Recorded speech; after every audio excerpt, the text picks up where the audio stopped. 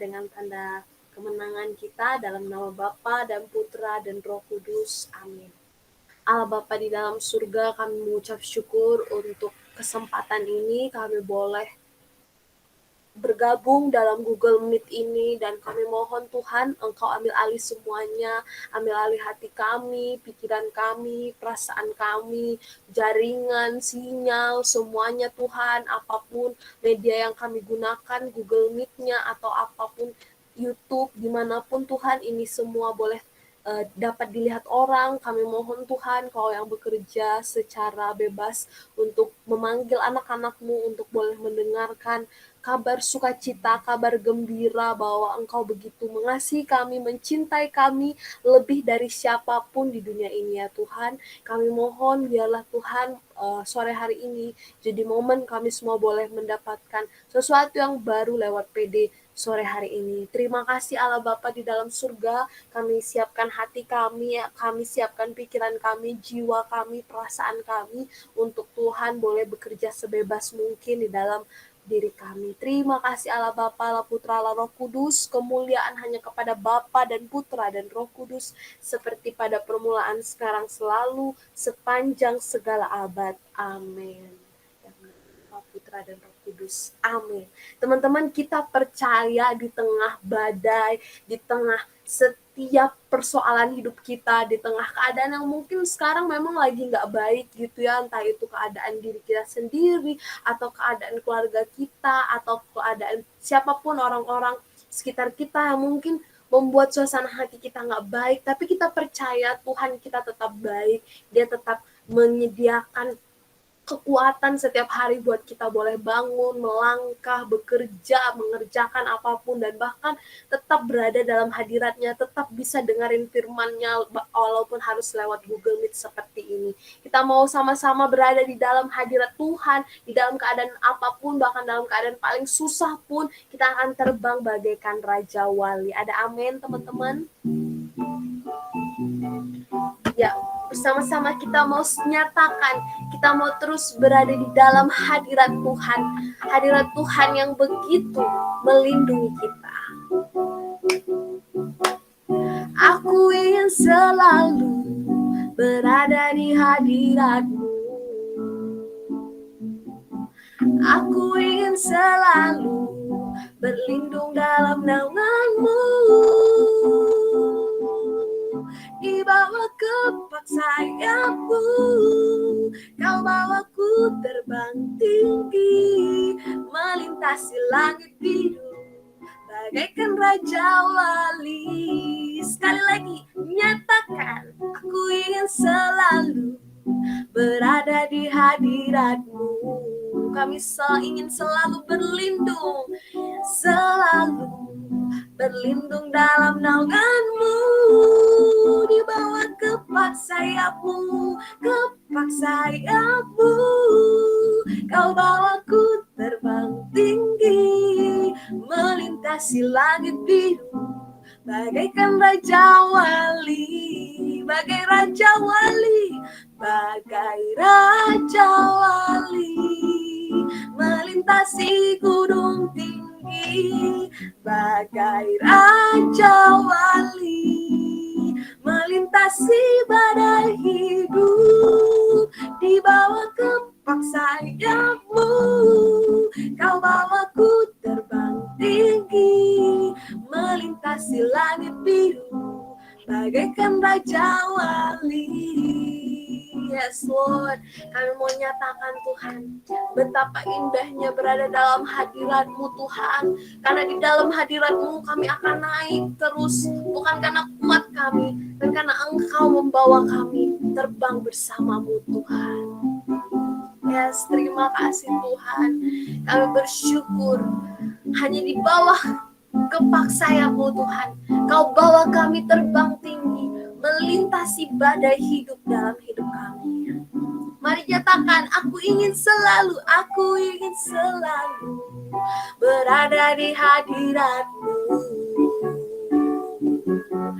Aku ingin selalu berlindung dalam naunganmu, di bawah kepak sayapmu, di bawah kepak sayapmu.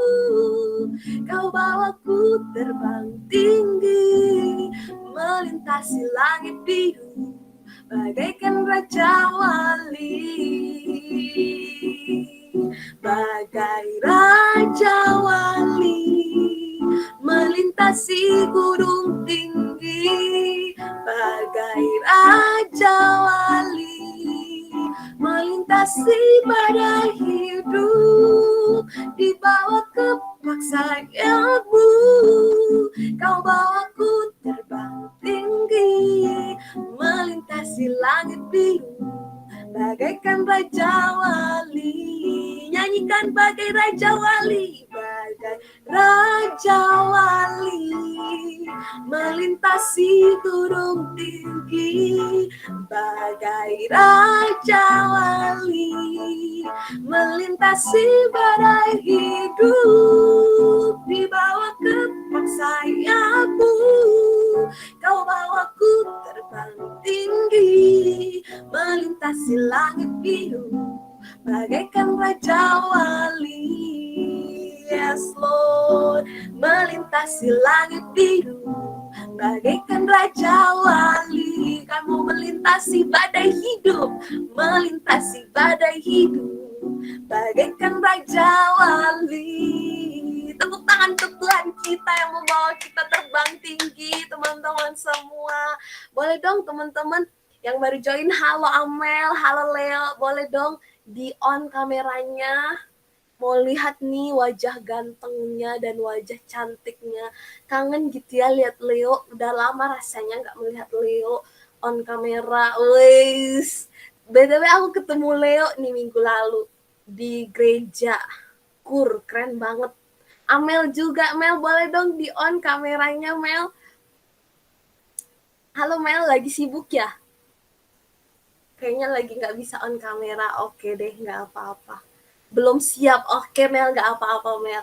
Oke teman-teman, kita mau siapkan hati kita mau sama-sama dengar sharing-sharing dari Ci Ivon ya. Sebelumnya teman-teman perkenalkan, sore hari ini kita ada pembicara yang luar biasa, Ci Ivon. Ci Ivon boleh Ci, silahkan Ci memperkenalkan diri. Shalom semua, perkenalkan nama saya Ivon. Saya berasal dari Paroki Salib Suci. Saya berkomunitas di PD PKK Katedral Bandung. Saya adalah pewarta dan pengajar BPK PKK Keuskupan Bandung dan juga konselor. Saya mempunyai seorang suami dan 3 orang anak. Ya. Oke, sekian. Terima kasih banyak Ci Ivon untuk kesediaannya boleh bergabung sama PD Hope hari ini. Senang banget kita boleh sharing-sharing gitu ya sama Ci Ivon sore hari ini dengan tema happiness. Wah, teman-teman, happiness gitu ya. Sewaktu tahu tema ini mungkin judulnya kayak judul yang kebanyakan, maksudnya sering lah kita dengar gitu happiness gitu ya, tapi ternyata teman-teman ini sangat relate banget dengan hidup kita baru sekarang ini gitu. Nah, mulai dari pertanyaan pertama dulu nih Ci, kira-kira sebenarnya apa sih happiness itu Ci? Kebahagiaan itu sebenarnya apa sih Ci? Oke, sebelumnya saya mengucapkan terima kasih dulu ya udah mengundang saya ke PD ini. Oke, kita mulai langsung ya. Saya kirain tadi akan ada lagu penyembahan dulu. Nggak apa-apa ya, kita langsung ya. Oke. Happiness itu apa sih sebenarnya? Happiness itu adalah satu hal yang biasanya menjadi cita-cita semua orang. Bener nggak, Chris? Coba Ya, kalau waktu kecil atau orang ditanya gitu, kamu pengen jadi apa sih nanti kalau udah besar? Kalau waktu kecil itu biasanya, kalau anak-anak kecil, cewek-cewek kan bilangnya, saya pengen jadi putri dan bertemu pangeran dan hidup bahagia selamanya. Kalau yang cowok, saya pengen mencapai cita-cita saya, membuat bangga orang tua saya dan hidup bahagia selamanya. Terus kalau orang juga biasanya kan cita-cita setiap orang itu adalah hidup bahagia. Nah, tapi pertanyaannya adalah bahagia itu seperti apa sih? Banyak Banyak orang yang kadang-kadang tuh salah kaprah. Kebahagiaan itu sebenarnya ada dua macam. Ada kebahagiaan yang artificial dan ada juga kebahagiaan yang sejati. Kebahagiaan yang artificial atau fake atau kebahagiaan yang hanya di luarnya aja itu misalnya ketika kita dapat hadiah, seneng kan, happy ya.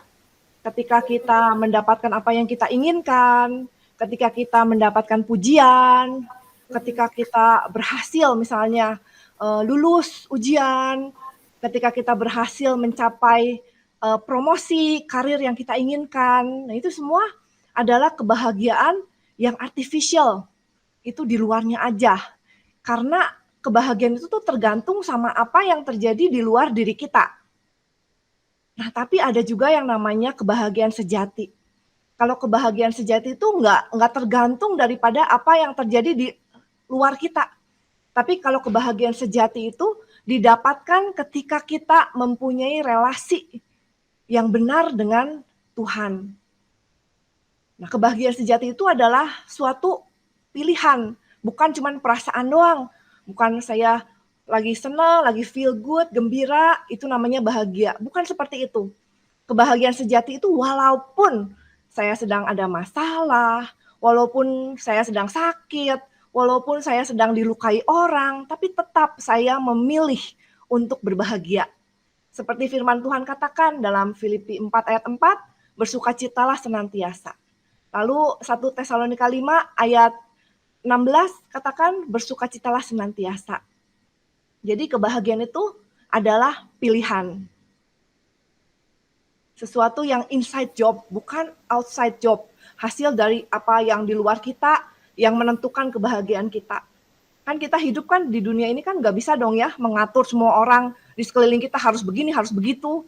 Lalu kayak sekarang lagi pandemi, lalu ada apalagi ya, ekonomi yang sedang buruk. Kalau semua kita atur kan kita nggak di luar kuasa kita. Kalau kita menggantungkan kebahagiaan kita sama semua itu, kapan bahagianya? Iya, betul banget, Ci. Jadi sebenarnya kebahagiaan itu bukan dari luar ya, Ci ya, tapi kebahagiaan itu sesungguhnya itu dari dalam diri kita gitu ya, Ci ya. Jadi Yes. pilihan gitu. Ya. Ya, oke.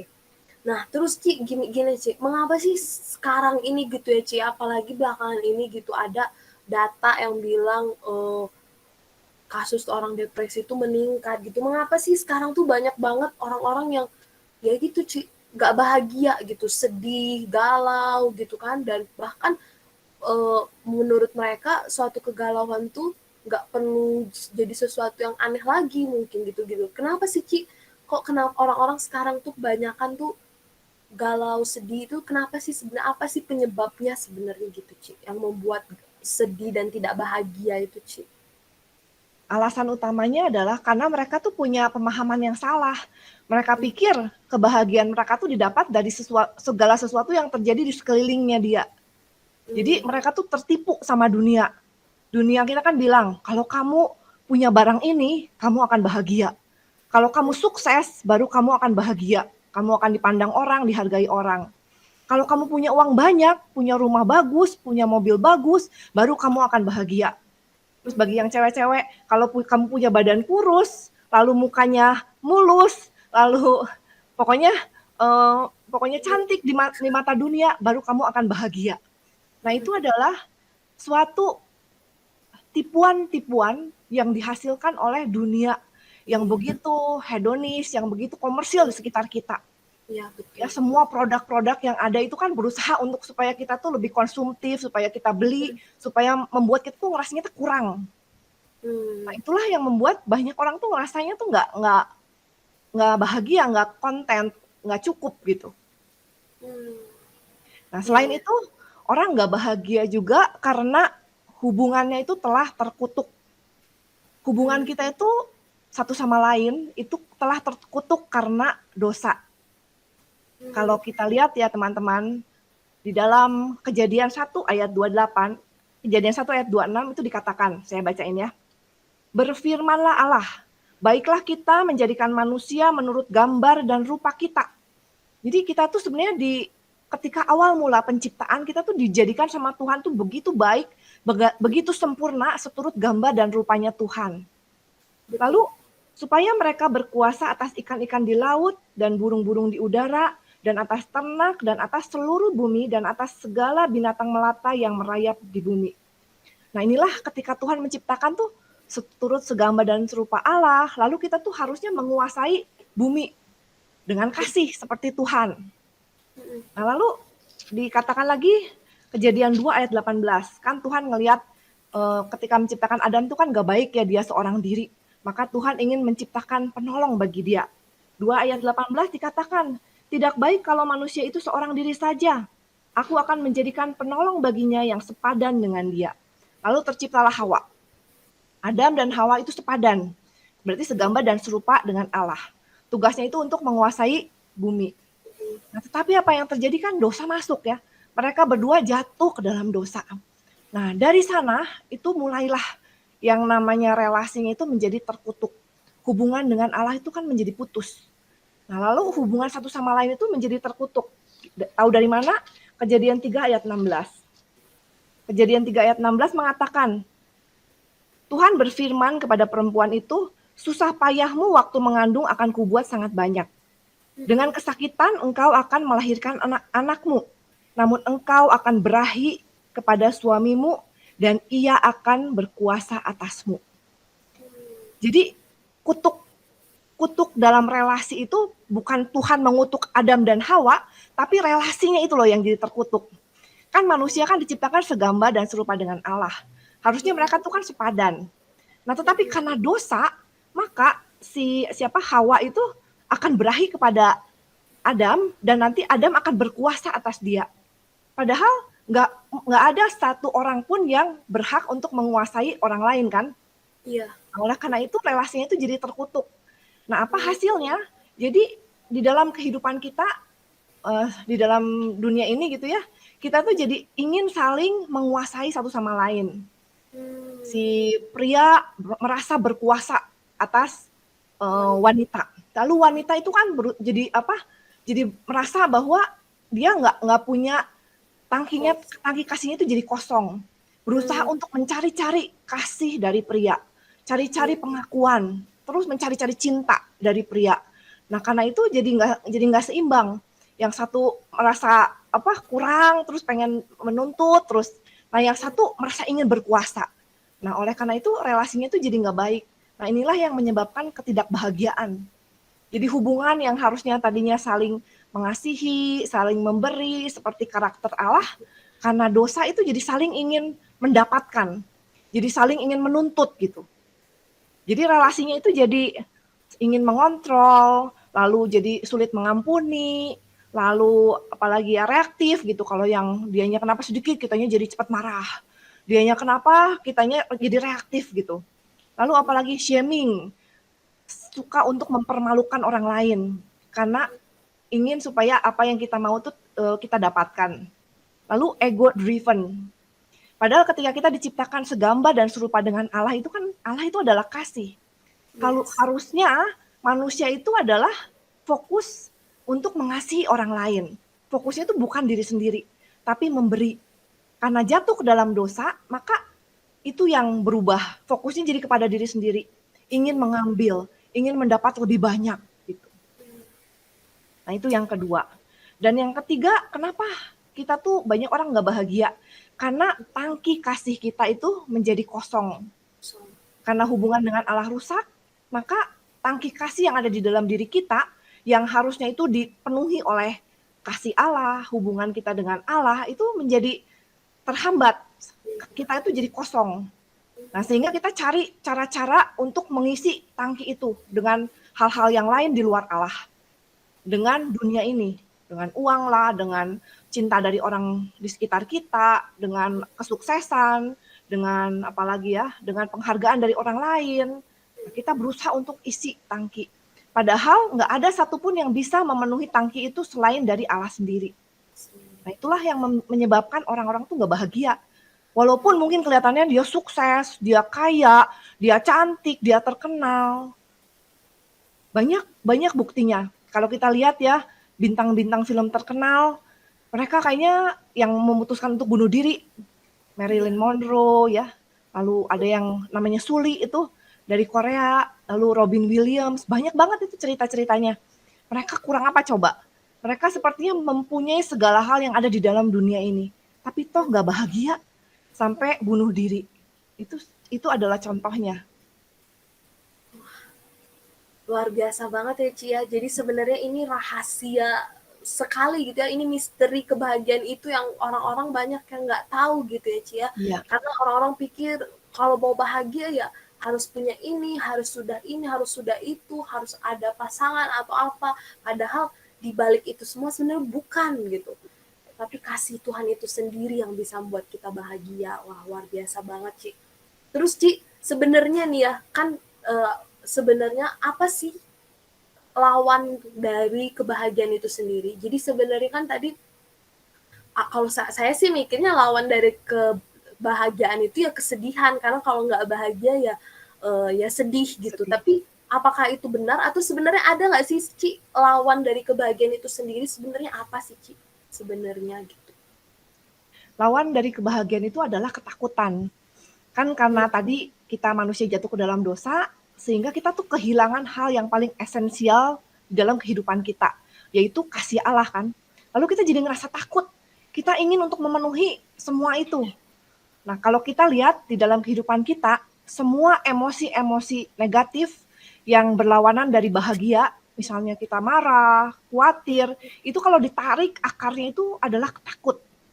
hmm, Misalnya nih ya, kita tersinggung, marah sama orang, orang itu melukai harga diri kita, menghina kita. Kalau ditarik akarnya itu adalah kita takut karena kehilangan penghargaan.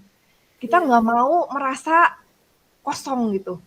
hmm, Atau kita khawatir, khawatir akan masa depan, khawatir akan apa yang terjadi nanti. Nah, kekhawatiran itu kalau kita tarik, akarnya itu adalah takut kan? Takut, hmm, aduh nanti nanti di depan gimana ya, banyak ketakutan. hmm, Padahal teman-teman yang terkasih, kalau kita pikir nih ya, kalau kita lihat misalnya 10 tahun yang lalu, 20 tahun yang lalu, kehidupan kita 5 tahun yang lalu, kita kan pasti banyak kekhawatiran-kekhawatiran kan. iya. Sekarang terjadi semua nggak kekhawatiran itu? Nggak juga sih Ci. 90% itu sebenarnya kan nggak terjadi, ya kan? Iya, Jadi seringkali kita tuh mengkhawatirkan hal-hal yang sebenarnya tuh nggak usah dikhawatirkan gitu. Tapi hmm, karena kita takut, kita tuh pikiran tuh jadi suka memikirkan yang terburuk, suka mikirin hal yang enggak-enggak. Nah itu adalah menghambat kebahagiaan. Jadi hmm, lawan dari kebahagiaan itu bukanlah kesedihan, kesedihan. tapi takut. Nah, itu akarnya itu dari karena kejatuhan kita di dalam dosa, kita takut untuk tidak mendapatkan cinta atau Cinta. penghargaan yang harusnya kita dapatkan. Hmm. Iya ya, betul banget ya Cia. Jadi Ya, selama ini salah ya, kita salah kaprah ya. Kita mikir galau itu lawan dari bahagia, tapi sebenarnya galau itu cuma ekspresinya doang ya Cia. Sebenarnya akarnya itu adalah ketakutan gitu ya Cia ya, sebenarnya gitu dan ketakutan itu pun sebenarnya akarnya adalah yaitu kejatuhan dalam dosa itu dan balik lagi cuma Tuhan yang bisa iya, angkat itu semua dan iya. memenuhi kasih yang Iman, ada di dalam hati kita. iya. Iya, wah, luar biasa, Ci. Luar biasa banget. Terus terus ini nih, oh ya teman-teman, kalau teman-teman di sini nih ada yang mau bertanya, boleh langsung tulis aja di kolom chat ya. Nanti akan disampaikan ke Ci Ivon. Tapi ini kita sambil jalan aja, boleh teman-teman kalau tiba-tiba terpikir, wah mau nanya soal happiness apa gitu kan, langsung aja tulis di kolom chat teman-teman. Oke, nanti kita akan bahas sama-sama. Nah, terus ini Ci, gimana nih? Terus gimana cara kita bahagia? Kan tadi kita udah tahu apa itu kebahagiaan, terus apa sih lawan kebahagiaan, apa penyebab-penyebab yang gak bahagia itu apa sih? Nah, kita udah tahu itu semua, Ci. Cuman terus gimana caranya gitu supaya kita semua tuh bahagia, gak lagi takut, gak lagi cemas dan lepas dari ekspresi-ekspresi yang negatif, emosi negatif itu. Gimana sih Ci caranya? Cara untuk meraih kebahagiaan tuh sebenarnya simpel banget, yaitu datang kepada Tuhan Yesus. Hmm. Yohanes 10 ayat 10b mengatakan, "Aku datang supaya engkau mempunyai hidup dan mempunyainya di dalam segala kelimpahan. Nah, kelimpahan yang Tuhan Yesus maksudkan di sini itu bukanlah kelimpahan dalam hal materi atau hal-hal duniawi atau hal-hal yang artificial yang tadi kita bahas, tapi jauh lebih dalam lagi.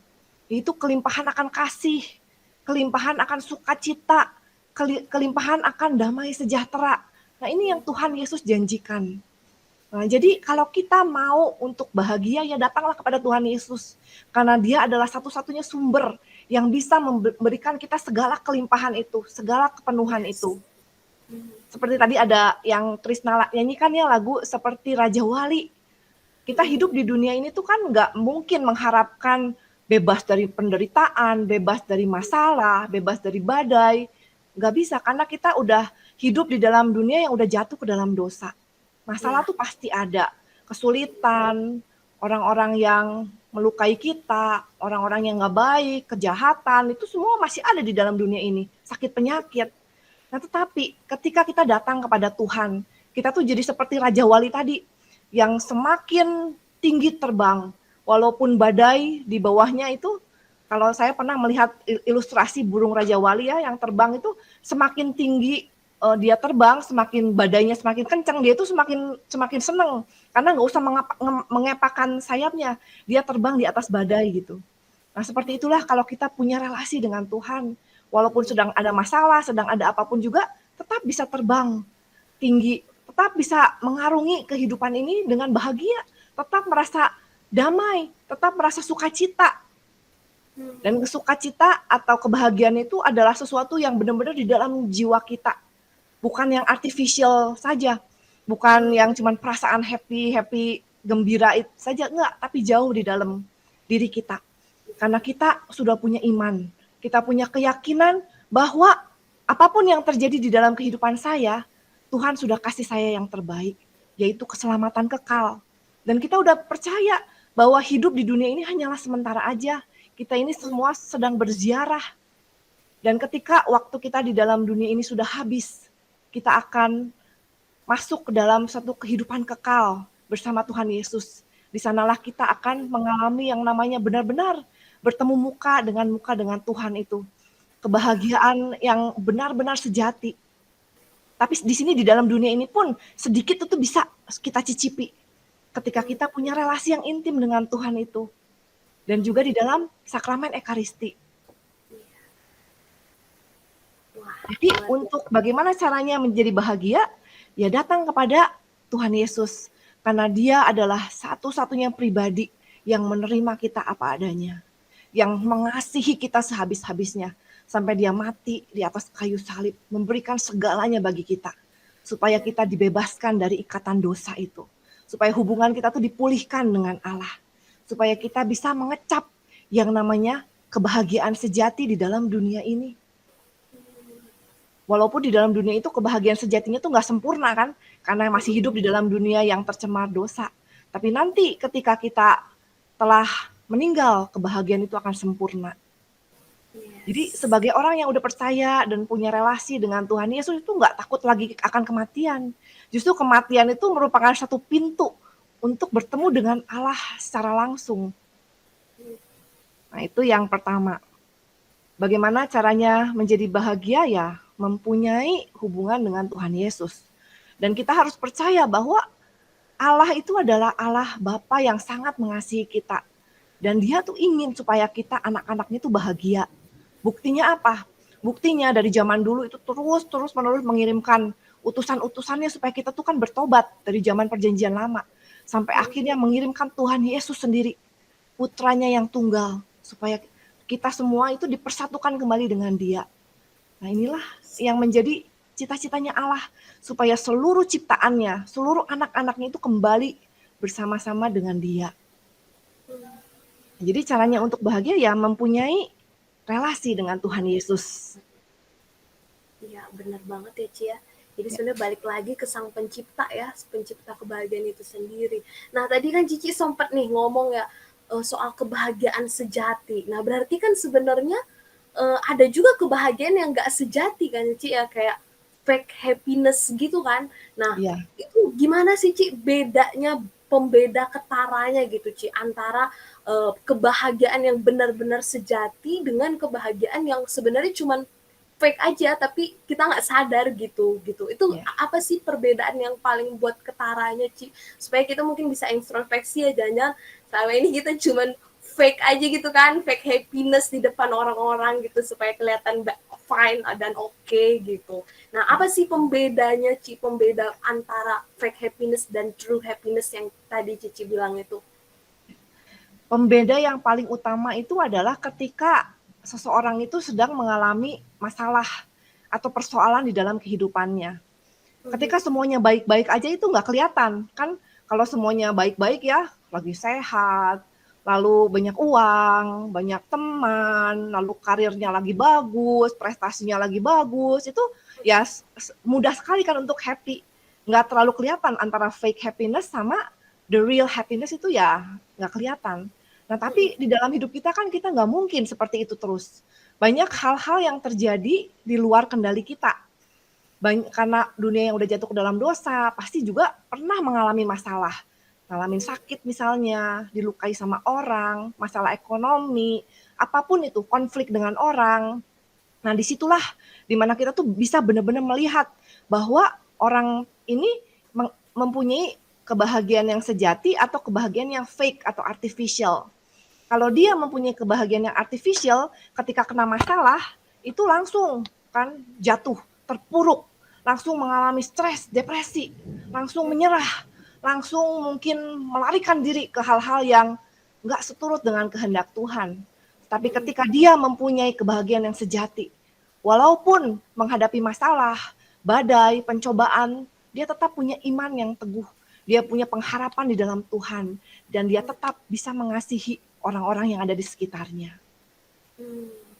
Jadi justru orang yang punya sukacita, kebahagiaan yang sejati itu kelihatan waktu dia dalam kondisi yang nggak baik-baik aja ya justru ya, Ci, ya. Waktu lagi Yes. ada badai hidup, apalagi zaman sekarang lagi pandemi, itu langsung kelihatan ya, Ci, orang Iya, yang true happiness sama fake iya, happiness iya, langsung kelihatan jelas gitu ya. iya. Mungkin kalau orang-orang yang ya mungkin saya juga sih, Ci, saya juga introspeksi diri gitu ya tema ini. Misalnya kayak waktu pandemi ini mungkin awal-awalnya oke, boleh ngerasa fine, terus lama-lama wah mulai mengalami depresi, lo nggak bisa tidur, malam-malam harus minum obat tidur gitu kan. Nah di situ kayak wah makin jadi tersaring gitu diri sendiri kayak wah saya sebenarnya selama ini bener jadikan Tuhan gak sih sebagai sumber sukacita atau ternyata kondisi gitu yang buat jadi senang gitu kan. Wah luar biasa banget, Ci. Terus ini, Ci, kan tadi Cici bilang lawan dari kebahagiaan itu sebenarnya ketakutan gitu kan, Ci, ya. Terus apakah berarti orang yang berani, orang yang nggak punya ketakutan dalam hidupnya, apakah sudah berarti itu penanda kalau dia sebenarnya orang yang bahagia gitu, Ci? Atau belum tentu juga? Itu gimana, Ci? Belum tentu juga ya, orang yang berani itu maksudnya berani di dalam hal apa? Jadi kalau ukuran kebahagiaan itu dilihat dari relasi kita dengan Tuhan, ukuran kebahagiaan juga bisa dilihat dari apa yang kita lakukan di dalam kehidupan kita. Jadi definisi kemenangan di dalam kehidupan kita, di dalam Tuhan itu seperti apa? Misalnya di dalam usaha kita, di dalam bisnis kita gitu, pekerjaan kita. Kalau misalnya yang artificial itu kemenangan di dalam hal usaha atau bisnis itu adalah ketika kita dapat uang sebanyak-banyaknya, betul ya? Ketika kita dapat posisi setinggi-tingginya. Nah, tetapi itu artinya masih kita fokus sama diri sendiri. Kita ingin mendapatkan yang paling banyak, yang paling-paling gitu. Nah, tetapi di dalam Tuhan, definisi kemenangannya itu adalah ketika kita bisa memberikan yang terbanyak atau terbaik bagi orang lain. Ketika kita bisa menjadi berkat bagi lebih banyak lagi orang, bagi orang-orang di sekitar kita. Nah, itulah definisi kemenangan di dalam bisnis, di dalam Tuhan. Lalu di dalam relasi gitu.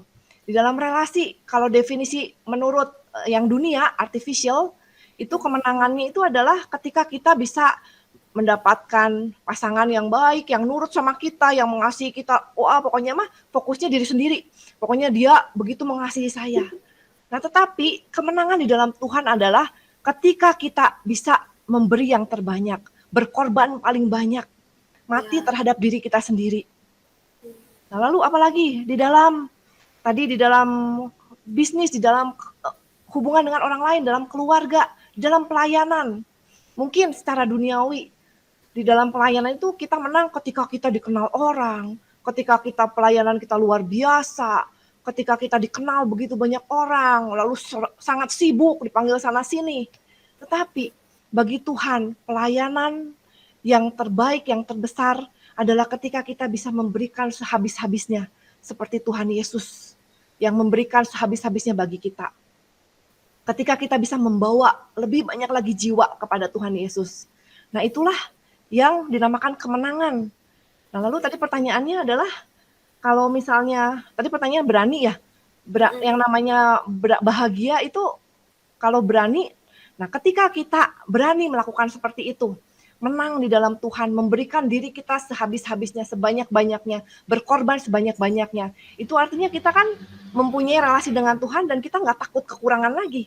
Karena kita percaya Tuhan sendiri yang akan mengisi tangki kasih kita sepenuh-penuhnya. Kita tinggal bagikan aja kepada orang-orang sekitar kita. Kita tinggal menjadi berkat, kita tinggal berkorban. Nah, ketika kita berani seperti itu, ya itu yang namanya kebahagiaan sejati.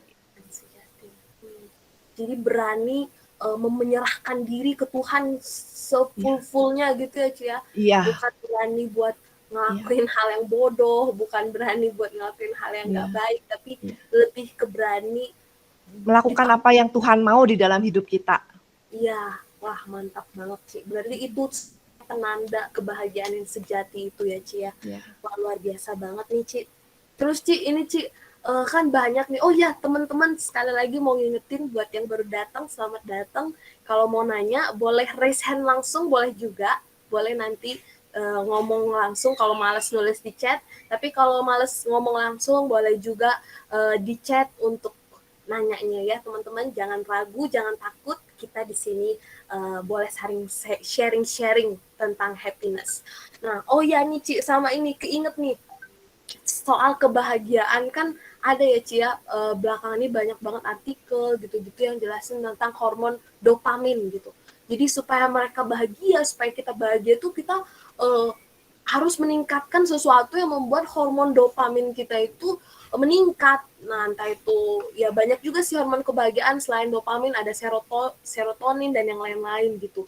Ada entah itu dengan cara mendapatkan pelukan supaya bisa bahagia, atau dengan makan coklat mungkin gitu kan. Nah, itu kan salah satu cara-cara yang kata-kata dari artikel gitu ya, dari tentang psikolog-psikolog gitu, supaya bisa bahagia, supaya feel better, supaya nggak lagi stres gitu. Nah, Kak, menurut Cici nih, dari pandangan Cici, apakah itu benar-benar termasuk true happiness juga, atau sebenarnya kita bisa juga menikmati itu walaupun kita juga mengalami kebahagiaan sejati, atau gimana sih, Ci, gitu sebenarnya dengan peningkat hormon kebahagiaan yang sering sekali diungkap belakangan ini? Ya, jadi dopamin itu adalah satu hormon yang diproduksi oleh tubuh kita ketika kita merasa bahagia. Jadi itu adalah senyawa kimia yang terbentuk di dalam tubuh kita. Dan orang sekarang kan makin pintar ya, mereka meneliti sehingga mereka tahu tuh ada yang namanya hormon dopamin, serotonin, oksitosin, lalu hormon endorfin. Nah, itu semua tuh adalah namanya hormon kebahagiaan. Membuat seseorang itu merasa energinya bertambah, bersemangat, moodnya baik. Lalu pokoknya hal-hal yang perasaan positif seperti itu. Nah, sebenarnya itu semua itu adalah hal alami yang terjadi di dalam tubuh kita ketika kita mempunyai pikiran yang positif. Nah, hormon-hormon tersebut juga bisa secara alami itu kalau misalnya kita makan enak, makan daging, makan protein gitu ya, atau kita berolahraga, kita tidur cukup, kita makan coklat, kita sedang jatuh cinta, kita sedang apalagi mendengarkan musik, bermeditasi, lalu berlibur, itu semua secara otomatis, secara alami itu memang keluar hormonnya. Nah, kalau ditanya itu adalah kebahagiaan sejati atau bukan, itu tergantung dari pikiran kita. Kalau misalnya nih, karena makan coklat, lalu kita menjadi saat itu kita merasa bahagia, ya itu adalah sesuatu yang artifisial, karena coklat itu kan sementara doang ya. Nah, tetapi ketika kita berdoa, lalu kita benar-benar menyembah Tuhan, dan kita benar-benar merasa dikasih oleh Tuhan. Kan hormon dopamin itu kan terproduksi. Dan kita ngerasa happy, kita semangat, kita merasa positif. Nah, itu adalah kebahagiaan yang sejati. Nah, tetapi yang salah itu kadang-kadang karena orang terlalu pintar, sekarang mereka memproduksi banyak obat-obatan atau alkohol dan semacam itu juga meningkatkan loh hormon-hormon dopamin, serotonin itu meningkatkan itu juga. Nah, ini yang nggak baik, nggak boleh. Kalau kita mengkonsumsi itu emang saat itu kita ngerasa happy, semangat gitu, tapi itu hanyalah sementara aja. Tubuh kita nanti akan kayak nagih gitu. Nanti dosisnya sekali ini segini, nanti makin lama harus makin ningkat. Akhirnya kalau kebanyakan, kita tanpa obat-obatan, tanpa alkohol, itu kita nggak bisa lagi merasakan secara alami gitu.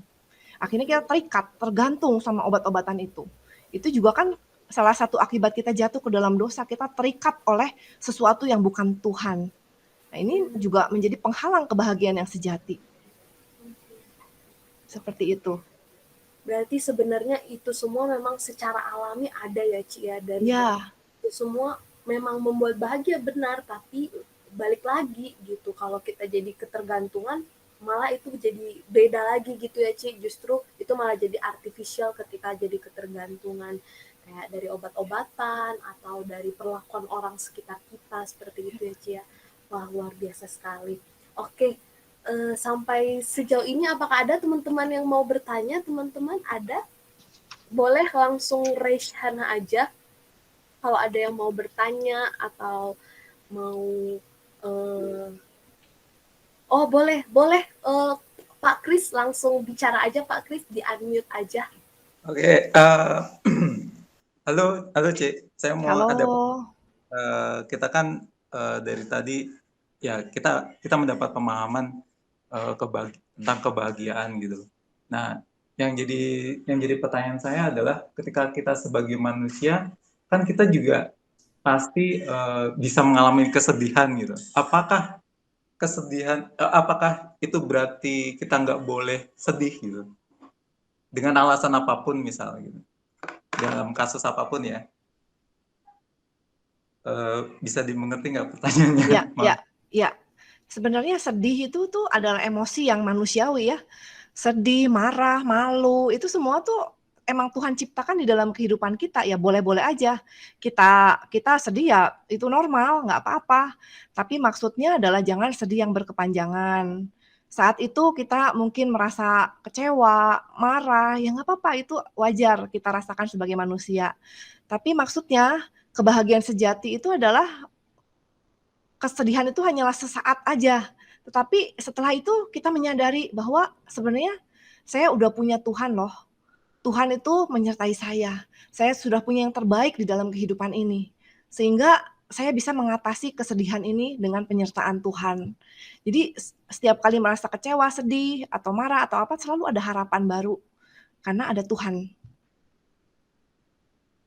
Menjawab nggak, Bro Christian? Oke, ya menjawab. Terima kasih. Ya, terima kasih Pak Kris sudah bertanya. Berarti sebenarnya sedih pun nggak apa-apa ya, Ci. Tapi balik lagi bagaimana kita melihat kesedihan itu gitu ya, Ci ya. Oke, teman-teman yang lain ada lagi yang mau bertanya? Boleh?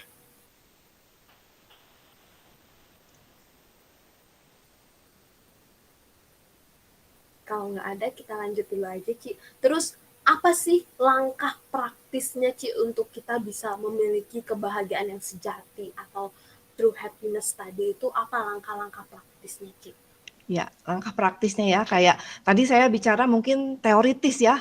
Maksudnya kayak yang itu teorinya gitu. Gimana sih sekarang apa ya sih harus kita lakukan?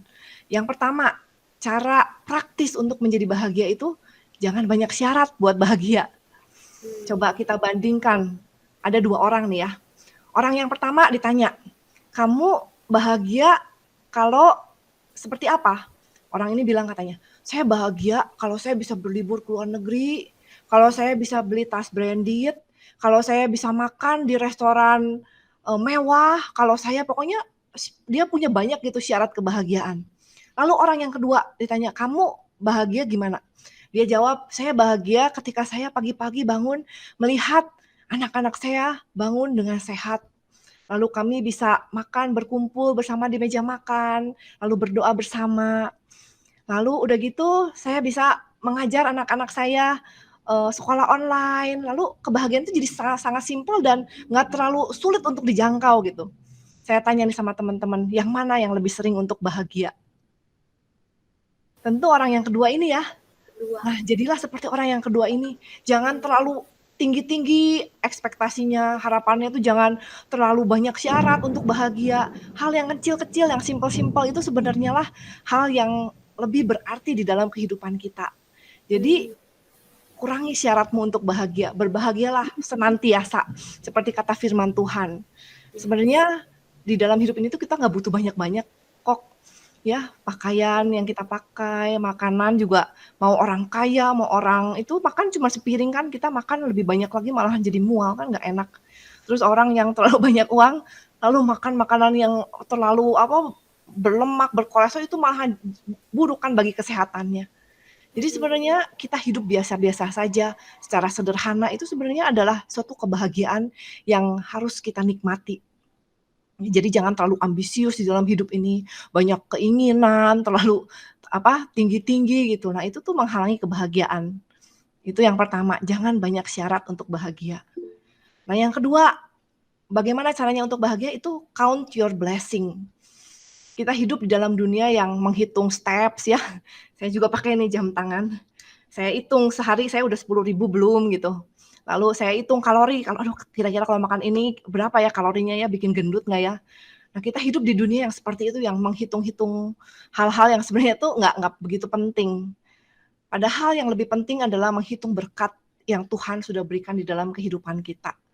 Kalau kita fokus sama masalah kita, fokus sama keinginan ambisi kita, itu kan seringkali kita tuh jadi melupakan berkat-berkat yang sebenarnya udah jauh lebih banyak yang Tuhan kasih di dalam kehidupan kita. Nah, jadi untuk menjadi bahagia itu sering-seringlah duduk, diam, merenung, dan sadarilah bahwa kita itu berada di lautan berkat Tuhan yang begitu luar biasa. Bisa bernafas dengan lega. Coba saya mendengar ceritanya orang yang kena COVID, nafas aja sakit katanya, ini sakit dadanya. Lalu sampai harus cari-cari oksigen. 1 tabung oksigen itu berapa harganya kan? Nah, kita bisa bernafas dengan lega itu adalah berkat yang luar biasa. Lalu saya punya seorang teman saya itu sakit sampai akhirnya harus kehilangan penglihatannya. Nah, di situ saya menyadari bahwa penglihatan itu begitu berharga.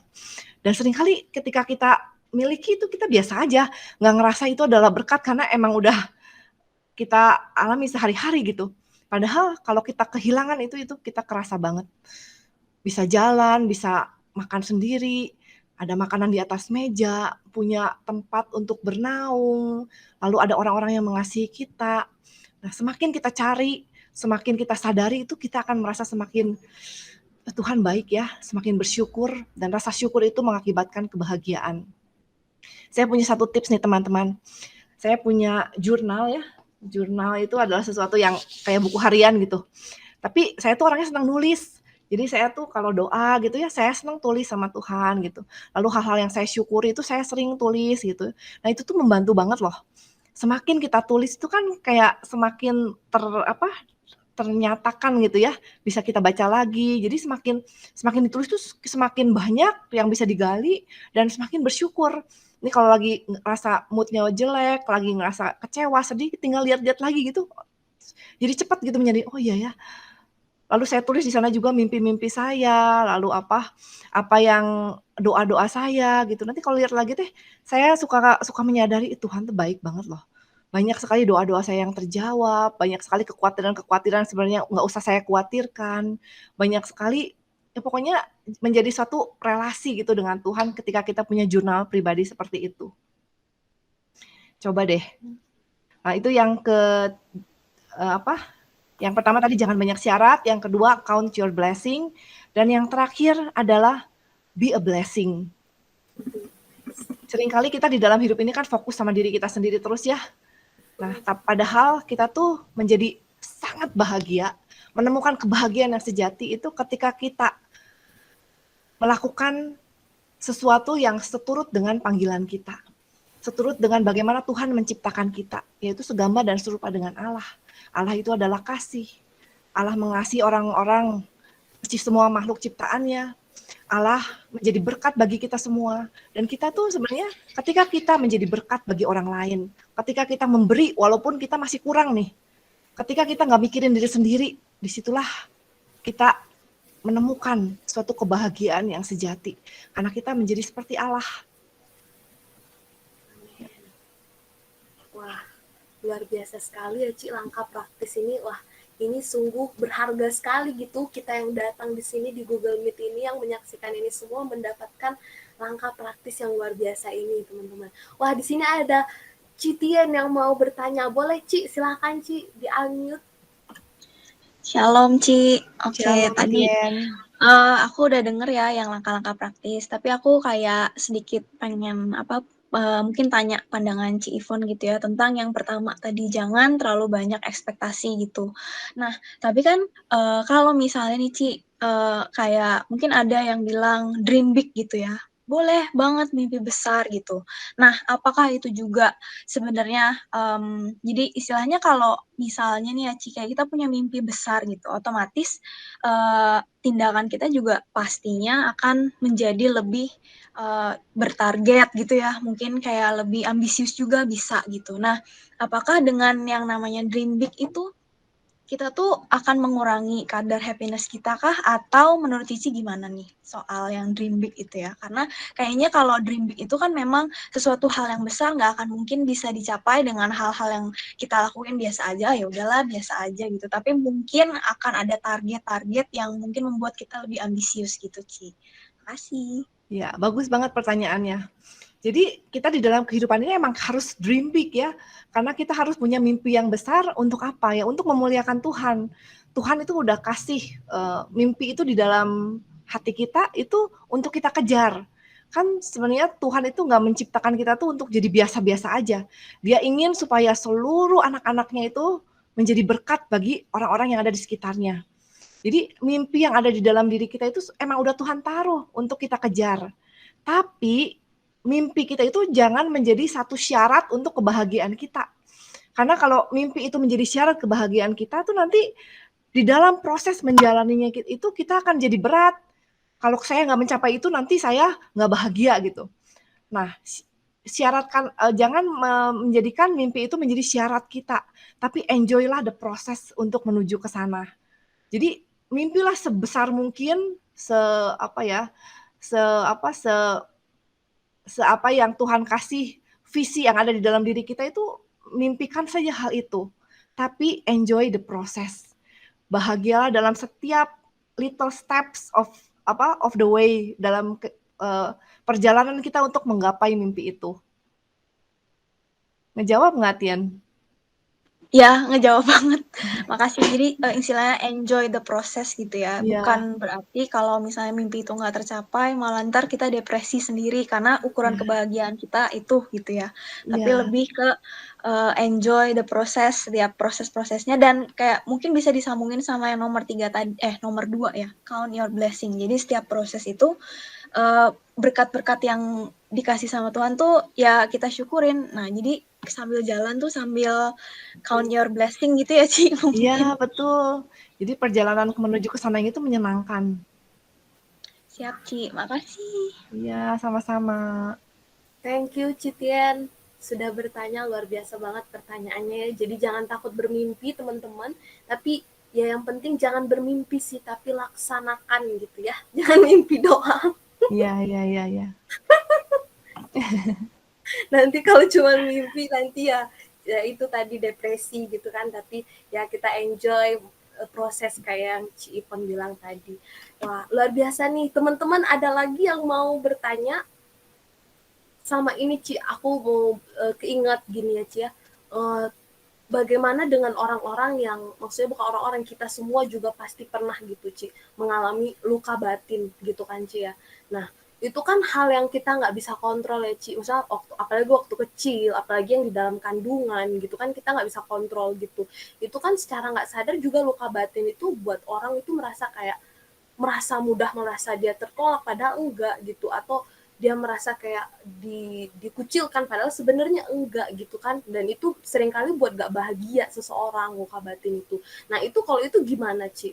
Ya memang sih pasti Tuhan Yesus sembuhkan kalau kita datang ke Tuhan, tapi ya apakah berarti orang yang luka batin itu juga orang yang gak bahagia begitu, Ci? Ya. Luka batin tuh memang menghalangi kebahagiaan kita. Karena kayak misalnya kita punya tangki gitu ya, luka batin itu membuat si tangkinya tuh bocor. Sehingga bagaimanapun orang lain berusaha untuk mengasihi kita, bagaimana Tuhan berusaha mengasihi kita, kan kalau kita bocor itu kan keluar lagi gitu. Kita jadi nggak merasakan kasih itu. Nah, oleh karena itu luka batin tuh harus dibereskan. Nah, caranya gimana untuk membereskan luka batin? Ada dua hal. Dari sisi kitanya, kita harus mau untuk datang kepada Tuhan, dan harus mau untuk mengampuni orang yang sudah melukai kita itu. Nah, dari sisi Tuhan, Tuhan akan memberikan rahmat kepada kita untuk memampukan kita mengampuni orang tersebut dan memulihkan luka yang ada di dalam diri kita. Nah, jadi luka batin itu memang harus disembuhkan. Karena kalau enggak itu menghalangi kebahagiaan kita. Dan kita tuh dalam jiwa kita itu bukan sesuatu yang terlihat ya. Kalau kita luka, jatuh, lecet gitu kan kelihatan, tinggal dikasih betadin, disembuhin. Kalau yang besar dijahit gitu ya, itu kelihatan. Tapi kalau di dalam jiwa itu kan nggak kelihatan ya. Nah, jadi lebih susah gitu untuk dideteksinya. Dan menurut ilmu psikologi, jiwa kita itu seperti gunung es gitu. Yang kelihatan tuh cuma 10%. Ada 90% itu di alam bawah sadar. Dan mungkin saat ini juga kita mungkin masih punya loh luka-luka batin yang kita nggak sadari, yang udah nggak kita ingat, yang terjadi dalam alam bawah sadar kita. Nah, gimana caranya kalau seperti itu nyembuhinnya? Ya, dengan kita mempunyai relasi dengan Tuhan, firman Tuhan setiap hari yang mengisi hati kita. Nah, itu juga secara otomatis itu akan menyembuhkan luka-luka itu. Jadi pokoknya kuncinya itu adalah nempel ya sama Tuhan Yesus. Percayalah, bersama Tuhan Yesus kita akan merasakan suatu kebahagiaan sejati.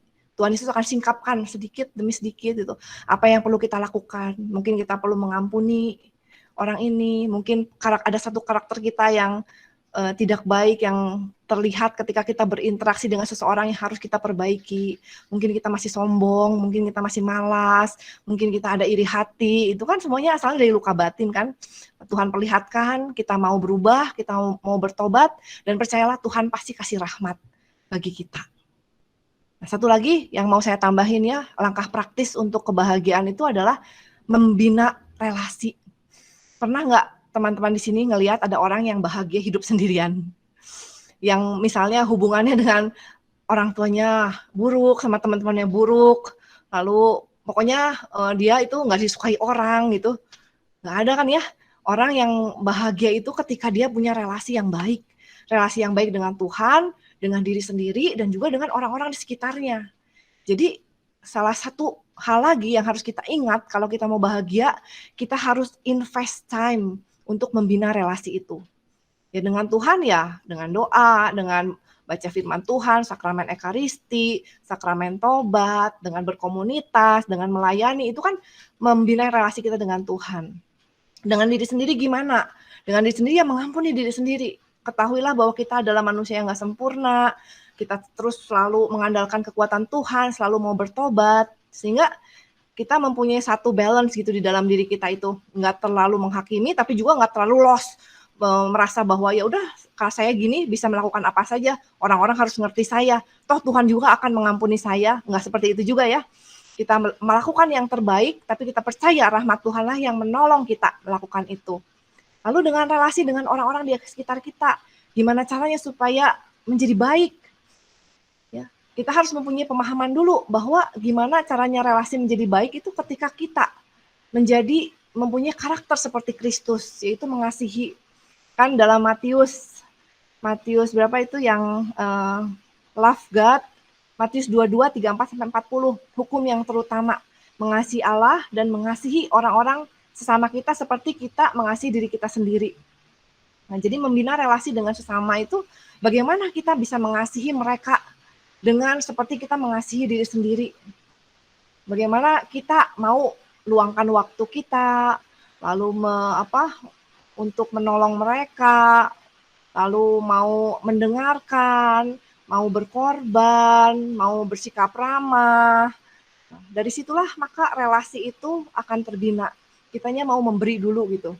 Jadi di dalam relasi itu nggak fokus untuk menuntut, dia harus gini sama saya, dia harus ini enggak, tapi apa sih yang bisa saya bantu? Jadi kalau ada ya orang yang ketemu sama seseorang itu, kalau ada orang yang ketemu sama seseorang teh langsung scan gitu. Apa yang bisa saya dapat dari dia ya? Bagaimana dia bisa menguntungkan saya ya? Nah, itu jangan seperti itu. Tapi ketika kita bertemu dengan seseorang tuh kita langsung scan. Apa yang bisa saya lakukan buat dia? Apa yang bisa saya bantu? Apa yang bisa saya katakan supaya dia merasa lebih baik? Apa yang bisa saya lakukan supaya dia mengalami kasih Tuhan melalui saya? Nah, itu membina relasi dengan memberi, dengan melakukan hukum yang terutama itu. Nah, disitulah kita akan menemukan kebahagiaan sejati. Luar biasa sekali ya Cia, memang benar-benar Tuhan itu maha penyembuh banget. Balik lagi sebenarnya Tuhan sendiri yang akan sembuhkan perlahan-lahan setiap luka batin yang mungkin membuat bocor tangki-tangki kasih kita. Wah, luar biasa sekali. Terima kasih banyak Ci. Mungkin teman-teman yang lain masih adakah yang mau bertanya? Boleh aku manggil Om atau Mas aja lah ya. Mas Kris, boleh Mas? Saya ada pertanyaan, apakah mengurangi aktivitas kita di sosial media atau mantengin sosial media itu juga menjadi salah satu langkah praktis untuk menjaga kadar kebahagiaan kita. Soalnya saya ingat sekali waktu dulu pas awal pandemi itu ya, entah di grup WA atau di sosial media, berita tentang negatif itu banyak banget gitu. Yang awalnya saya sendiri, saya menuju ke saya aja ya, enggak. Ketika saya itu sebenarnya bahagia gitu, tapi karena asupan informasi yang terlalu banyak dan itu isinya kekhawatiran dan negatif, malah jadi nggak bahagia gitu. Padahal saya baik-baik aja gitu. Nah itu jadi takut ya, jadi khawatir ya. Dan apakah ya itu mengurangi aktivitas kita di sosial media itu juga menjadi salah satu langkah praktis dalam menjaga kebahagiaan kita? Yes, iya. Karena media itu kalau kita lihat ya, berita yang lebih laku itu kan berita buruk ya. Kalau berita baik sama berita buruk itu kan sebenarnya nggak imbang gitu yang di media yang ada di sekitar kita. Karena berita buruk itu lebih laku. Nah, kita sendiri yang mempunyai kontrol atas apa yang masuk ke dalam pikiran kita. Kalau kita nggak kontrol terus tuh jadi isiin yang buruk-buruk gitu, nanti kita akan merasa negatif, merasa ketakutan. Nah, oleh karena itu kita sendiri harus kontrol, harus menyeimbangkan. Bukan berarti nggak boleh lihat sosial media sama sekali, tapi misalnya 10% melihat sosial media, 90%-nya itu memasukkan firman Tuhan, kabar sukacita ke dalam pikiran kita. Sehingga maka kita akan merasa damai, tenang, kita percaya, kita punya iman, kita punya pengharapan, kita merasakan kasih Tuhan, sehingga perasaan kita akan tetap terjaga, kebahagiaan kita, damai sejahtera, sukacita kita itu tetap terjaga dengan baik. Nah, selain itu, media sosial juga kan kalau kita lihat kayak Instagram, Facebook gitu ya, kita sih cenderung melihat kehidupan orang lain kan. Nah, ketika kita melihat kehidupan orang lain, kita sebagai manusia, kita punya kecenderungan untuk membanding-bandingkan. Kalau kita nggak banding-banding sih nggak apa-apa ya, ngelihat orang misalnya mempunyai rumah baru, punya mobil baru, lalu kita doakan mereka, berkati mereka, itu bagus. Tapi kalau kita punya kecenderungan yang sebaliknya, kok bisa sih dia ya, padahal dulu waktu sekolah kayaknya dia lebih bodoh dari saya, tapi kok bisa ya dia mobilnya lebih bagus, rumahnya lebih bagus, mulai membanding-bandingkan. Lalu ngelihat misalnya di sosmed seseorang, ada yang ulang tahun lalu dikasih bunga sama suaminya. Lalu mulai membandingkan, suami saya kok nggak pernah yang ngasih saya bunga. Apa saya kurang cantik ya daripada dia? Apa suami saya, pokoknya jadi membandingkan dan pikiran kita tuh jadi negatif. Nah, ini kan juga menghalangi kebahagiaan. Nah, kita harus berhati-hati akan hal tersebut. Gunakanlah waktu yang kita kan kalau udah di medsos ya, lihat Instagram, lihat TikTok, lihat Facebook, itu tuh kan nggak ingat waktu kan. So, waktu terbuang sia-sia. Alangkah lebih baik jika waktu itu dibatasi dan kita lebih mengalokasikan waktu itu dengan relasi kita dengan Tuhan. Tadi kita udah bahas relasi dengan Tuhan itulah sebenarnya yang paling penting di dalam kehidupan kita. Ketika kita punya relasi dengan Tuhan, maka tangki kita menjadi penuh. Kita akan mengalami hidup di dalam kelimpahan. Jadi make that a priority in our life. Jadi karena itu menjadi prioritas yang terutama di dalam kehidupan kita.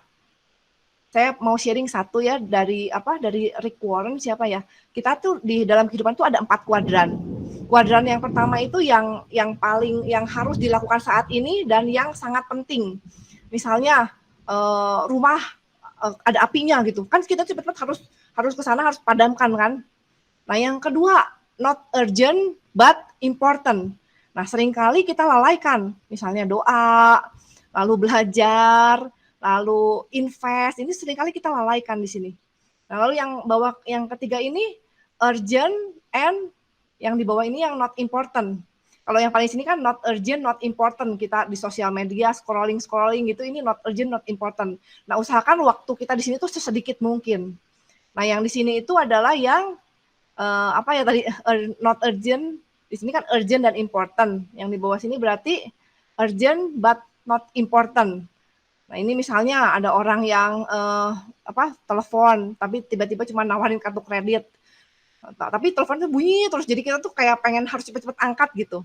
Nah, di sini jangan banyak waktu di sini. Nah, justru kita harus fokuskan waktu kita tuh di sini, melakukan sesuatu yang important but not urgent. Seperti mempunyai relasi dengan Tuhan, berolahraga misalnya, atau belajar, investasi, pokoknya hal-hal yang sebenarnya in the long run itu penting, tapi itu nggak urgent, jadi kita tuh kadang-kadang suka malas. Kalau kita fokuskan waktu kita di sini, maka sesuatu yang urgent and important itu akan berkurang. Gitu. Wah, luar biasa banget loh, Ci. Ini tipsnya sangat-sangat membantu sekali buat kita nih, apalagi yang masih muda ya. Ya, ini sangat-sangat membantu supaya jangan sampai waktu kita habis untuk yang not urgent dan not important juga. Wah, itu benar sekali. Nah, teman-teman, di sini ada lagi kah yang mau bertanya? Atau sudah cukup semuanya? Sudah cukup? Mungkin sudah cukup. Ya, sekali lagi terima kasih banyak Ci Ipon untuk sharing-sharingnya. Sama-sama, Krisna. Ya, semoga kita semua benar-benar memperbaiki relasi kita dengan Tuhan, karena benar-benar cuma Tuhan yang bisa memenuhi tangki relasi kita. Kita mau nyari ke siapapun, dimanapun, apapun, itu semua belum tentu bisa memenuhi tangki kebahagiaan kita semua. Dan semoga kita semua yang mungkin masih diproses Tuhan. Oh ada Edu nih yang mau tanya. Boleh Edu, silahkan di-unmute aja. Halo Edu. Halo Ibu Krisna, Kak Krisna. Halo Ci. Halo Edu. Wah, maaf sekali ya, mungkin sedikit tertunda tadi jaringan saya. Tidak apa-apa. Oke, baik. Ini saya mau bertanya tentang kebahagiaan ini kan. Kemudian tadi Cici mengatakan bahwa kita harus ada relasi dengan Tuhan gitu. Bagaimana ini membuat relasi yang baik dengan Tuhan? Karena kadang kan kita memang percaya Tuhan, percaya baca Alkitab, berdoa, setelah itu nanti mudah tergoda juga ternyata akhirnya. Jadi pertanyaan saya, bagaimana bisa menciptakan relasi yang baik dengan Tuhan? Terima kasih. Menciptakan relasi yang baik dengan Tuhan. Itu artinya kita mau untuk masuk ke dalam satu relasi dengan Dia. Caranya gimana ya? Berjalan mendekat sama Tuhan. Segala sesuatu yang kita lakukan untuk mendekat dengan Tuhan, misalnya dalam doa, sakramen Ekaristi, berdoa rosario, adorasi, membaca kitab suci, membaca bacaan rohani, lalu apalagi bergabung di dalam komunitas. Pokoknya setiap kegiatan yang kita mau mendekat kepada Tuhan itu menjalin relasi kita dengan Tuhan. Dan kita percaya ketika kita melakukan keempat hal di dalam pertumbuhan supaya kita bertumbuh di dalam rohani itu akan mempererat relasi kita dengan Tuhan. Jadi empat roda pertumbuhan itu adalah doa, firman Tuhan, komunitas, dan pelayanan. Dan semuanya itu adalah didasarkan oleh sakramen-sakramen yang ada di dalam gereja Katolik. Jadi intinya itu gimana menjalin relasi dengan Tuhan, ya masuk aja ke dalam gereja Katolik. Di situ kekayaan, rahmat-rahmat, karunia-karunia itu sebenarnya sudah komplit diberikan melalui satu pintu masuk, yaitu pembaptisan. Nah, melalui pembaptisan itu kan kita kalau mau dibaptis kan harus katekumen dulu. Kita mulai itu pikiran kita diisi oleh firman Tuhan, suatu pengertian yang benar tentang iman kekatolikan kita. Lalu kita dibaptis. Nah, di situ kita masuk ke dalam satu persekutuan dengan gereja Katolik, ya gereja yang universal itu. Nah, di situ kita mulai menggali lagi. Kita bisa masuk ke dalam komunitas-komunitas yang ada di sana. Misalnya sekarang Edu kan masuk ke dalam komunitas PD Hope. Nah, di dalam komunitas ini juga kan kita komplit juga ya. Kita berdoa bersama-sama, memuji dan menyembah Tuhan, itu juga menjalin relasi. Lalu mendengarkan pengajaran firman Tuhan. Lalu itu kan dari kitab suci, berarti firman Tuhannya masuk ke dalam diri kita. Lalu di dalam komunitas juga kita belajar melayani. Kita belajar mengasihi, kita belajar untuk rendah hati, kita belajar untuk berkorban. Nah, ini juga kita menjadi seperti Tuhan Yesus, mempraktekkan apa yang udah kita dapatkan kepada orang-orang sekitar kita. Nah, ini juga namanya menjalin relasi dengan Tuhan. Nah, begitulah caranya supaya relasi kita tuh terus bertumbuh dan bertumbuh di dalam Tuhan. Nah, kalau kita mau mengalami kepenuhan yang paling penuh, mengalami tanda kasihnya Tuhan, itu sakramen Ekaristik. Sekarang kita di dalam masa pandemi ini kan yang begitu dimudahkan. Bisa ikut Ekaristi setiap hari. Dan dalam satu hari itu juga bisa banyak sekali pilihan waktunya. Jadi sebenarnya tuh nggak ada alasan kita nggak ikut sakramen Ekaristi saat ini. Saya membiasakan diri untuk ikut yang jam 6 pagi di katedral. Tapi kadang-kadang kan kalau pagi suka sibuk, anak ada apa, lalu pokoknya suka sibuk gitu ya. Kadang-kadang, nah saya ikut yang jam 11. Jam 11 itu ada dari Singapura, katedral Singapura. Jadi di sananya itu jam 12, tapi di sini jam 11. Kalau masih nggak keburu juga, saya ikut yang jam 6 sore, itu dari katedral Jakarta. Dan yang saya rasakan ketika saya ikut sakramen Ekaristi harian ini, misa harian ini, luar biasa loh rahmatnya di dalam kehidupan saya. Jadi setiap hari itu saya kayak seperti di recharge gitu, dikasih kekuatan yang baru, merasakan begitu semangat yang baru, kasih Tuhan. Sehingga bisa menjadi lebih sabar, lebih tenang, lebih damai, lebih sukacita di dalam menghidupi hari-hari yang penuh tantangan ini. Sudah cukup, Pak Edu? Bagaimana? Terima kasih banyak, Ci. Wah, senang sekali ya mendengarnya. Saya mau bertanya lagi ini. Boleh. Ya. Saya Katolik sih ya, saya Katolik. Tapi persekutuan saya di sini, saya nggak ke Katolik. Jadi awal sekali saya ke sini, saya punya teman. Kemudian saya diajak, ayo kita ke persekutuan. Itu bagaimana, Ci? Maksudnya Edu Katolik. Iya. Tapi sekarang persekutuan saya bukan ke gereja Katolik, aku ke satu ada komunitas Nias gitu. Kemudian itu bagaimana, Ci? Oke. Sebenarnya di gereja Katolik itu kita memandang saudara-saudari kita yang non-Katolik, tetapi agama Kristen juga, kita memandang mereka itu adalah saudara-saudari di dalam Tuhan. Kita merangkul mereka, kita juga mengasihi mereka, dan kita percaya bahwa rahmat Tuhan, karunia Tuhan, kasih Tuhan juga bekerja di dalam komunitas mereka. Hanya saja kita memahami bahwa nggak secara penuh gitu. Seperti kita yang ada di dalam gereja Katolik itu kita mengalami kepenuhan yang begitu luar biasa. Kenapa? Karena gereja Katolik ini adalah gereja yang didirikan sendiri oleh Tuhan Yesus. Nah, bagaimana mereka yang memisahkan diri? Ya, kita kan bukan Tuhan ya.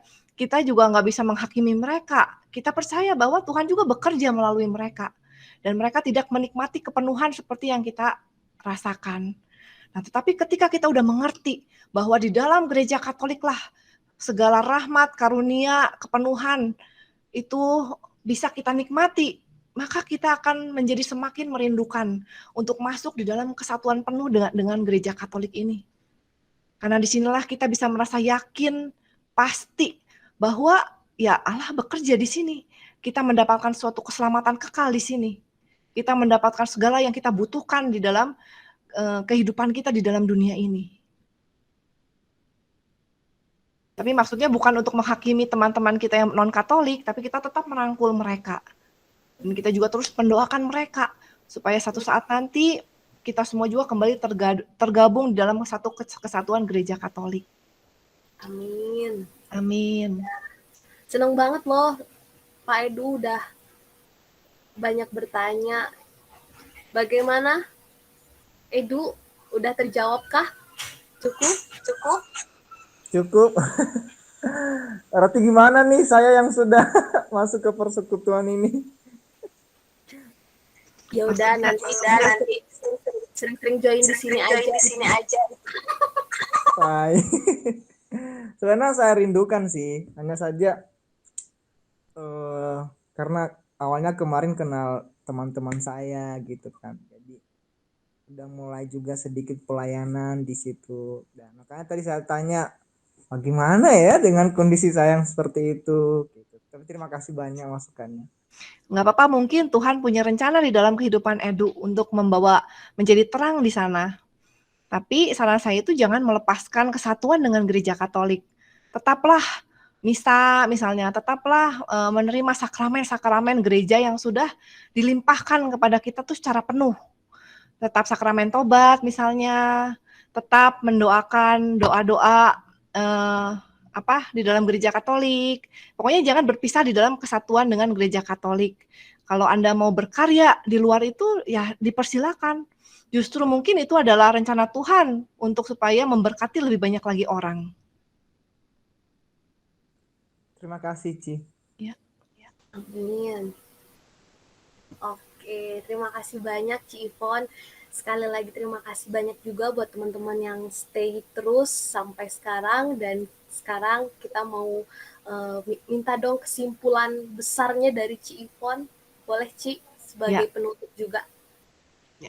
Kesimpulannya adalah kebahagiaan yang sejati hanya kita bisa dapatkan ketika kita mempunyai relasi yang benar dengan Tuhan Yesus. Dan percayalah, ketika kita memiliki relasi dengan Tuhan Yesus, apapun yang kita alami di dalam dunia ini, mau kita mengalami masalah kesehatan, masalah ekonomi, masalah konflik dengan orang-orang yang ada di sekitar kita nggak akan kehilangan kebahagiaan yang sejati itu. Kita tetap punya iman yang teguh, pengharapan yang teguh di dalam Tuhan. Dan kita tetap merasa dikasihi oleh Tuhan, sehingga kita bisa mengasihi orang-orang yang ada di sekitar kita. Kita bisa menjadi seperti Tuhan Yesus, menjadi saluran kasih-Nya bagi orang-orang yang ada di sekitar kita. Itu kesimpulannya. Oke, terima kasih banyak Ci Ivon untuk kesimpulannya. Sekarang kita mau ke pengumuman. Boleh dari Citian mungkin atau mau dibacain? Silahkan Ci.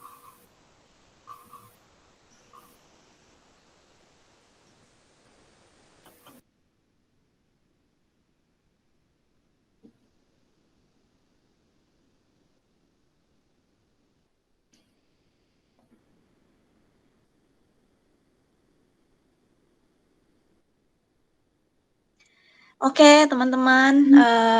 Sebelumnya terima kasih buat Ci Ivon yang udah bersedia untuk datang ke Hope untuk kita sharing-sharing ya tentang happiness. Nah, ini untuk beberapa pengumuman teman-teman. Yang pertama, acara di House of Praise itu nggak cuman di hari Minggu aja teman-teman. Tadi mungkin ya ada Bro Edu juga. Kalau misalnya mau join boleh banget. Kita ada beberapa acara nih ya selama 1 minggu di acara House of Praise. Yang pertama hari Selasa kita akan ada doa syafaat atau miracle room ya. Dan itu nanti di link Google Meet yang sama. Nanti juga akan di-share. Kemudian yang kedua itu hari Kamis kita ada Jazz. Jazz ini lebih ke pembahasan Alkitab dan kita masih ada di kitab Kejadian ya teman-teman, dan itu juga lewat Google Meet yang sama. Kemudian hari Jumat kita ada rosario bersama.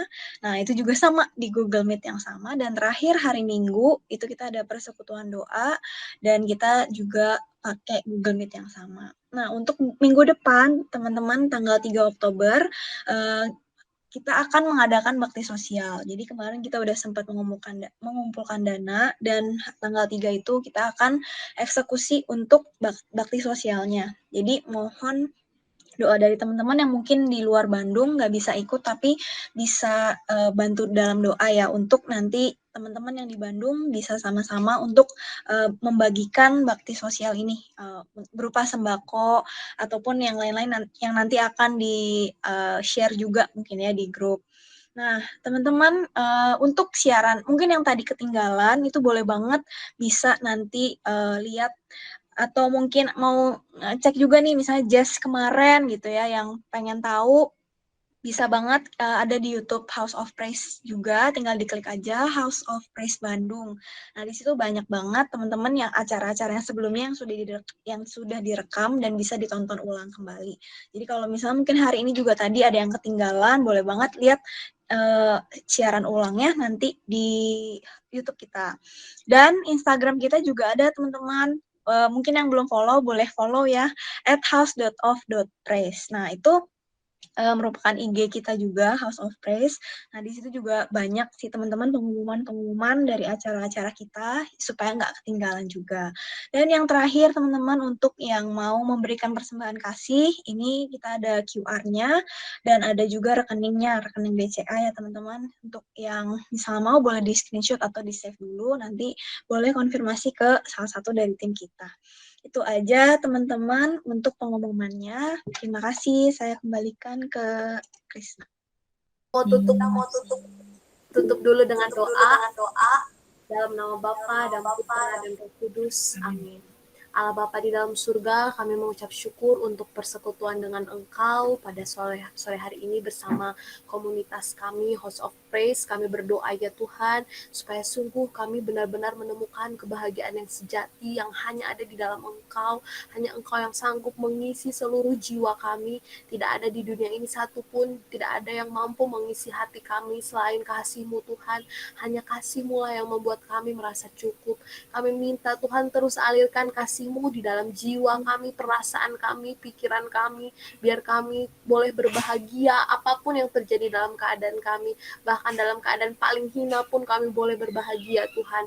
Terima kasih ya Tuhan, terima kasih Allah Bapa, Allah Putra, Allah Roh Kudus. Biarlah Tuhan Kau memberkati juga Ci Ivon yang telah mewartakan kasih-Mu, yang telah mewartakan kabar sukacita, misteri, kebahagiaan yang dari sorga. Kami berdoa Tuhan Kau menjamah seluruh kehidupannya, memberkati keluarganya, suaminya, anak-anaknya. Kau berkati Tuhan, biarlah pelayanannya juga semakin memberkati banyak orang, membawa banyak orang datang dan kembali padamu Tuhan. Terima kasih Allah Bapa, Allah Putra, Allah Roh Kudus. Kami serahkan semua ke dalam tangan-Mu. Kami serahkan juga semua orang yang kami kasih ke dalam tangan-Mu, biar Kau ambil alih, berikan mereka kesehatan, jauhkan dari segala yang jahat. Terima kasih Allah Bapa, Allah Putra dan Roh Kudus. Bunda Maria dan semua orang kudus, doakanlah kami. Para malaikat di surga, doakanlah kami. Kemuliaan hanya kepada Bapa dan Putra dan Roh Kudus, seperti pada permulaan, sekarang, selalu, sepanjang segala abad. Amin. Dalam nama Bapa, Putra, dan Roh Kudus. Amin.